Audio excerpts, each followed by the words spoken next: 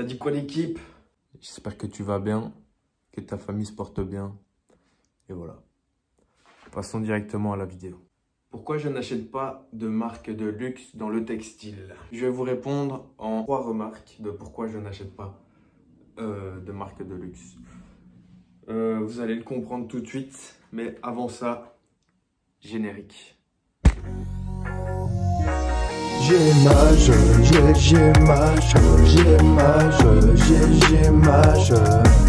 Abonne-toi, ouais, abonne-toi, ouais. Abonne-toi, ouais, lâche ton like, ouais. Commençons par le commencement, par tout de suite, paf, c'est pif paf pouf, hop, hop, voilà. Alors, tout d'abord, pour moi, les marques de luxe, comme par exemple Louis Vuitton, Gucci, pour moi, ce sont que des marques de pauvres. Je m'explique, attention, parce que je vois déjà là des jugements, tout ça, enfin soit, je m'explique et vous allez comprendre par mes propos, par mes arguments. Tout d'abord, quand on regarde des personnalités publiques qui sont riches, quand je parle de riches, c'est des millionnaires, voire des milliardaires. Je vais prendre l'exemple de Elon Musk, Steve Jobs et de Jeff Bezos.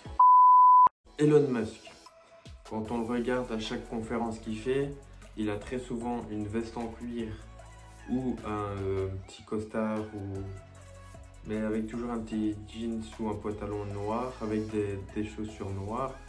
Mais c'est pas des choses qui coûtent extrêmement cher. Vous n'allez pas le voir avec du Gucci, du Louis Vuitton, du Dior, du je sais pas trop quoi, quelle marque. Donc voilà. La même chose pour Steve Jobs, paix à son âme bien évidemment. Mais à chaque fois, on peut le voir sur chaque photo, il ne porte pas des vêtements de luxe.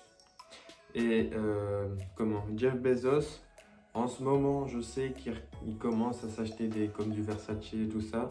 Mais sinon, avant, il ne portait absolument pas ça. C'est juste que maintenant, je pense qu'il veut faire un peu sa vie, être à la retraite et tout ça. Ce ne sont pas des personnes, quand on est riche, on n'achète pas de marques de luxe comme ça. Quand je dis marque de luxe, c'est pas du Calvin Klein, c'est pas du Lacoste, c'est pas du Ralph Lauren.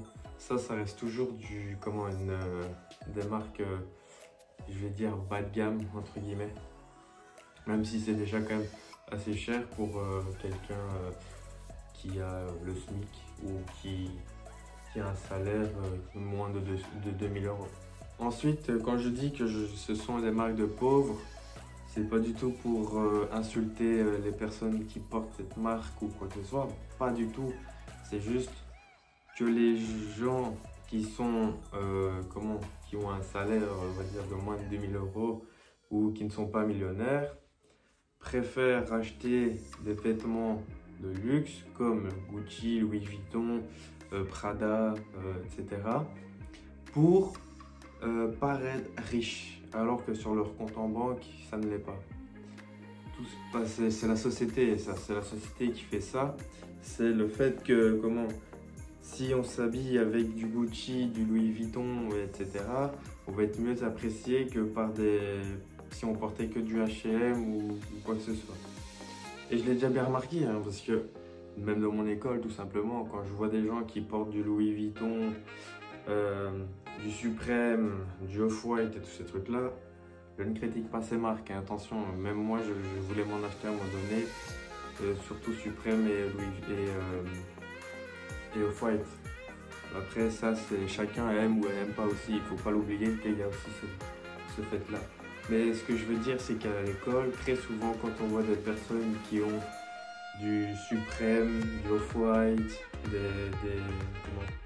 des chaussures, des sneakers à des 2000 €, tout de suite, ces gens-là vont être plus ou moins appréciés, entre guillemets, que ceux qui portent du H&M ou qui ont une bête, attention, je mets des guillemets parce que c'est pas des bêtes, mais genre des chaussures à peut-être 50 €. Donc voilà, en fait, l'argent regroupe beaucoup de choses dans cette société et ce qui est un petit peu dommage pour le moment. Enfin, ce qui est dommage en soi, on ne doit pas aimer une personne par rapport à la valeur qu'il a sur son compte en banque ou la valeur qu'il a sur lui. Mais c'est ce qui se passe en ce moment. Ça fait depuis très longtemps que ça existe et je pense depuis le début en fait. Mais après, comme je vous ai dit, je préfère être riche et paraître pauvre que paraître riche et être pauvre sur mon compte en banque. Donc c'est pour ça que je n'achète pas des vêtements de luxe entre guillemets toujours. Je préfère mettre des guillemets pour que vous compreniez un petit peu mieux et que enfin, c'est pas pour manquer de respect ou quoi pour les marques ou même pour les personnes qui portent. C'est pour ça. Maintenant, passons au deuxième point de pourquoi je n'achète pas des marques de luxe. Parce que, donc mon deuxième point, c'est le fait que je préfère mettre de l'argent autre que dans des vêtements. Je dis vêtements, mais alors que je crée une marque de vêtements, enfin. C'est bizarre ça, mais c'est pas la même chose. Je vous explique pourquoi. En gros, je préfère mettre mon argent dans une voiture, dans l'immobilier, dans la bourse, dans la crypto, dans les NFT, enfin soit, pour que ça fluctue et que j'ai de plus en plus de plus-value, donc c'est-à-dire plus de bénéfices entre guillemets. Et c'est ce que les riches, donc les personnes qui ont un compte en banque avec plus de 6 zéros, eh ben c'est ce qui se passe. Ils préfèrent mettre dans l'immobilier ou alors faire de nouvelles entreprises. Moi c'est ce que j'essaye de faire. Attention, je ne suis pas riche, je n'ai absolument aucune thune. Tout ça pour vous dire que je préfère mettre mon argent autre que dans des vêtements, parce que un vêtement c'est fait pour te protéger du froid et en même temps pour ne pas être dénudé et tout ce tralala. Mais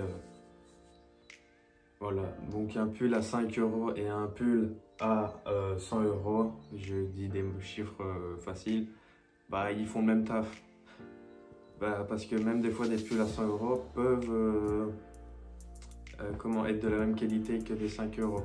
Et j'en viens justement à mon troisième fait, enfin mon troisième argument de voilà avec ce que je viens de dire là maintenant. Donc, comme je dis dans mon comme j'ai dit dans mon deuxième argument donné, c'est que ici bah, il y a des marques de luxe qui sont au même niveau que des marques de prêt-à-porter. Quand je dis prêt-à-porter, c'est Zara, H&M. J'ai mis ces deux-là, mais il y en a sûrement d'autres que je ne connais pas forcément. Et alors, je vous dis ça parce que bah, moi, maintenant qui suis un peu dans le textile, du coup, je connais un peu des sociétés, des entreprises qui fabriquent des vêtements.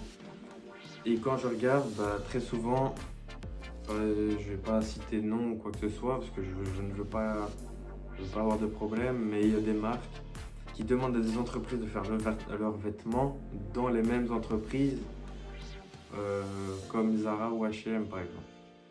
Alors que théoriquement ça doit valoir 600 € par exemple pour un pull, j'en sais rien, je connais pas les prix. Mais voilà. Ce que je trouve un peu dommage qu'on prend en fait les gens pour des cons et que en fait c'est le même produit sauf qu'il y a un autre emblème dessus et donc voilà. C'est comme ça, c'est la vie. Et après bah, il y a eu le branding, comment ça s'appelle, donc c'est le fait de mettre toute une image autour de la marque et donc c'est ça qui fait aussi donc avoir un ensemble d'histoire qui fait que ça évolue et que ça prenne de la valeur. Après bien évidemment il y a des pièces, je ne sais pas comme ça, mais par exemple, attendez je vais essayer de trouver un exemple. Par exemple les ceintures de chez Louis Vuitton, je sais plus, c'est genre 300 balles. Certes, ça vaut quand même pas 300 €, je sais, ça j'en suis sûr à 10 000% que ça vaut jamais 300 balles. Mais ça vaut quand même plus cher qu'une ceinture de chez Zara.